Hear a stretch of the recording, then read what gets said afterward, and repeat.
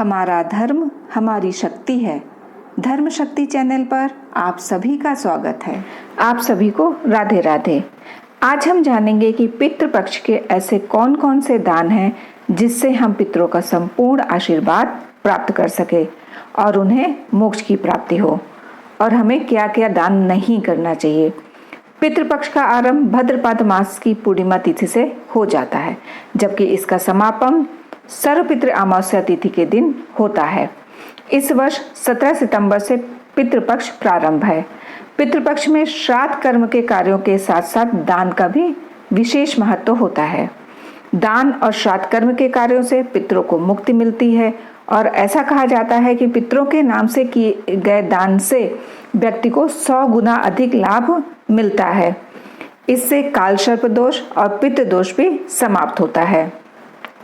प्राचीन काल में तो कई प्रकार के दान किए जाते थे, जैसे गौदान, भूमि दान, स्वर्ण दान और चांदी दान, परंतु इस कलिकाल में ये तो संभव नहीं है। श्राद्ध पक्ष में अन्न दान तो करते ही हैं, लेकिन हमें ये पता होना चाहिए कि पितृपक्ष में किन चीजों को दान करना वर्जित माना गया है। आइए अब जानते हैं कि पितृपक्ष में क्या क्या दान करें और क्या दान ना करें। जूते चप्पल का दान। पूर्वजों के निमित्त और उनकी आत्मा शांति हेतु जूते या चप्पलों का दान करने से पितर प्रसन्न होते हैं। मान्यताओं के अनुसार ऐसा करने से घर में सुख शांति और खुशहाली आती है। शनि और राहु दोष भी समाप्त होता है। वस्त्र दान। जिसे भी भोजन कराया जा रहा है उसे जूते चप्पल के अलावा वस्त्रों का भी दान करना चाहिए। वस्त्र दान में धोती, टोपी या उत्तरी अर्थात गमछा दिया जाता है। कहते हैं कि पितर अपने वंशजों से वस्त्र की भी कामना करते हैं, परंतु इस बात का ख्याल रखें कि कपड़े पुराने नहीं होने चाहिए।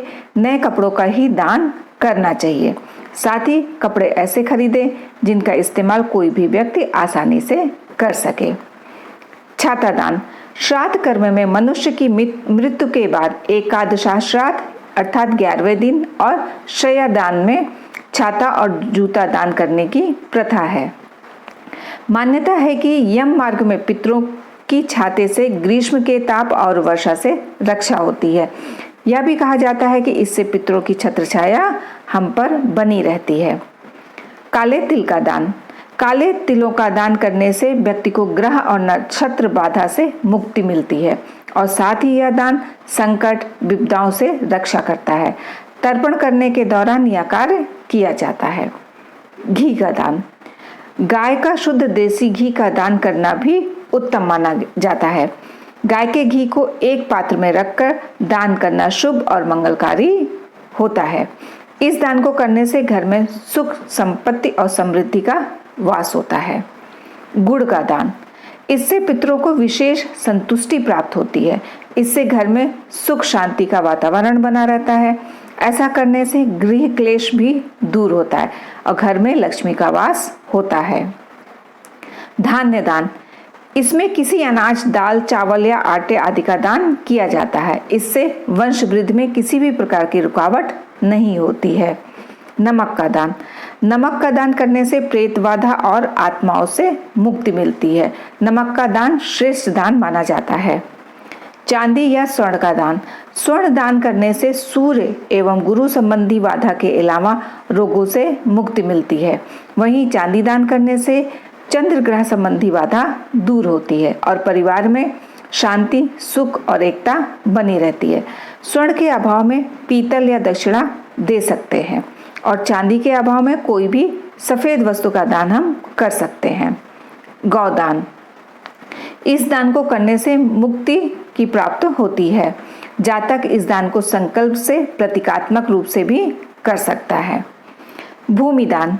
यदि कोई व्यक्ति आर्थिक रूप से संपन्न है तो उसे किसी जरूरतमंद व्यक्ति को भूमि या संपत्ति का दान करना चाहिए। इस दान को करने से आपको कई गुना अधिक फल मिलता है। आपको ही नहीं बल्कि आपकी आने वाली पीढ़ियों को भी इसका पुण्य का फल प्राप्त होता है। भूमि दान की जगह एक गमले में पौधा लगाकर भी दान किए जाने का आजकल प्रचलन है। आमन्न दान। श्राद्ध में जो लोग समय के अभाव के कारण भोजन कराने में अक्षम हो वे आमन्न दान देते हैं। आमन्न दान अर्थात अन्न, घी, गुड़, नमक आदि भोजन में प्रयुक्त होने वाली वस्तुएं इच्छा अनुसार मात्रा में दे सकते हैं।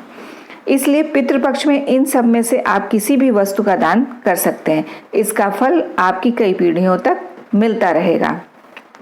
श्राद्ध का भोजन 4 लोगों को खिलाया जाता है, ब्राह्मण, कुत्ते, गाय और कौवे को।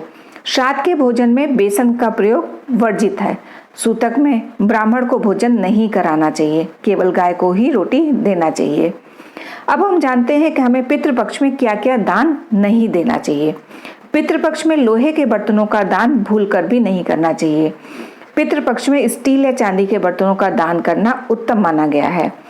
आप पितृपक्ष में इन चीजों का दान कर सकते हैं, जबकि लोहे के बर्तन दान करने से आपको पितरों की नाराजगी झेलनी पड़ सकती है, यानी आपको पितृदोष लग सकता है।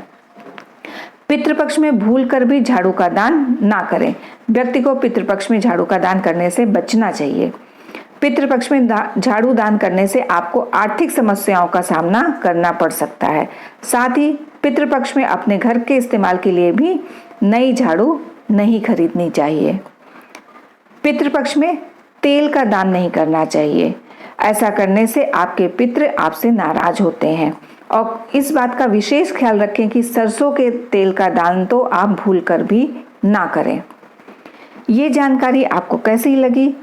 कृपया लाइक और कमेंट करके अवश्य बताएं। ऐसे हमें पता चलता है कि वीडियो आपके लिए कितनी उपयोगी है। जो लोग नए हैं वह चैनल को सब्सक्राइब करके बेल आइकन को प्रेस कर लें, जिससे आगे आने वाली वीडियोस की नोटिफिकेशन आपको समय से मिल सके। आप और आपके परिवार पर राधा रानी की कृपा सदैव बनी रहे। राधे राधे दोस्तों।